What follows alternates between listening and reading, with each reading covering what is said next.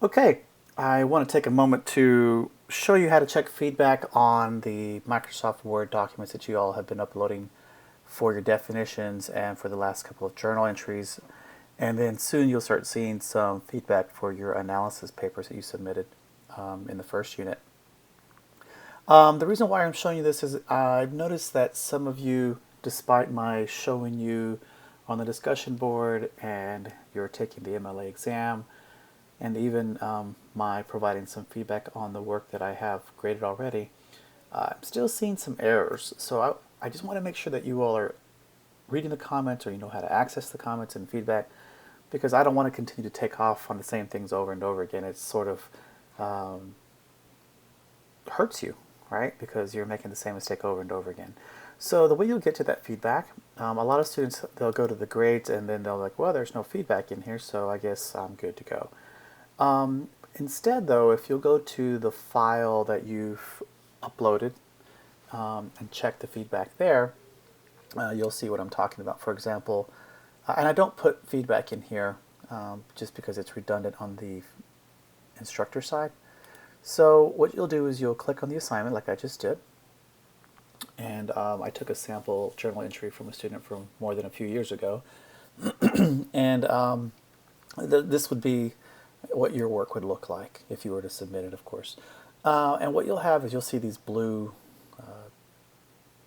like feedback types of squares. You'll see one here, one there. You'll see them throughout your work. Generally speaking, you'll see a lot more up here, and then you'll see a few sprinkled throughout the paper.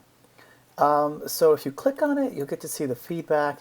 And generally what I do is, well, I put a general comment at the top where I tell you what you've done well and maybe some things that you need to work on. And then I will put some specific bubbles here. Maybe you'll see one in the middle somewhere where I'm pointing to something you did well or an issue that I see recurring or that needs to be addressed. And so, for example, let's just say the font up here was not the right font.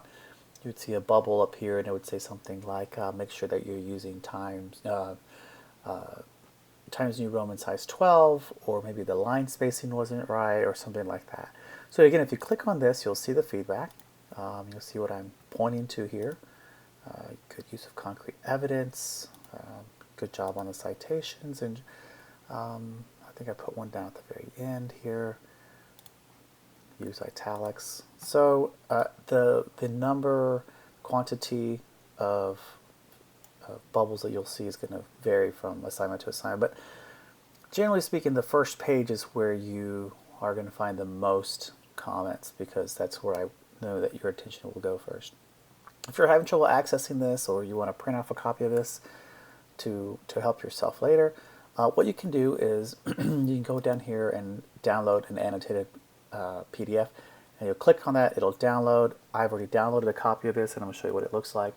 I'm going to open it up in Adobe Acrobat Reader, and it looks like this. It looks similar, and so you could click on it and you would see, oops, you would see the comment there. Looks like I can move it, I'm not sure why.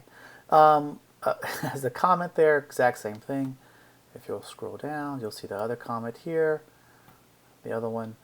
But what I like about doing it this way is you get a comment summary at the very end. So let's say that maybe not my class, maybe another class, and you needed to go get it revised or something, you could do it this way. You can click on the comment summary, or go down to the comment summary and see the different comments. So this is that first bubble at the top. This is the same comment, page 2, page 6, etc., etc. Anyway, so there's that. The other thing that I wanted to remind you all about, and I want to make sure that you are taking advantage of, is the discussion board. I can't stress this to you enough. I noticed that some of you get on maybe right now and you're doing the work. Some of you get on in the morning, some in the afternoon, and it may not coincide with when I'm online.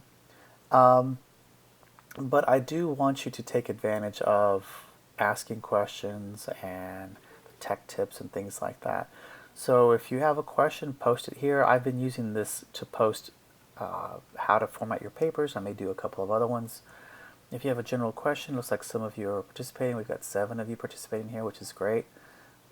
It really helps me because I get the notification on my phone. But if you're subscribed to these, you'll get a notification about it, and you can go and see what's going on as well. So anyway, this is the posting that I had today, 2 hours ago, about MLA and formatting. And so here it is. Here are the things that I'm still seeing. If you'll go back into your paper, you'll probably recognize this feedback on that. All right, that's it for now.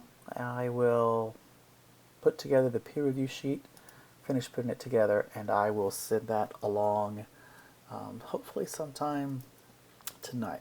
All right, you all have a good night and keep working.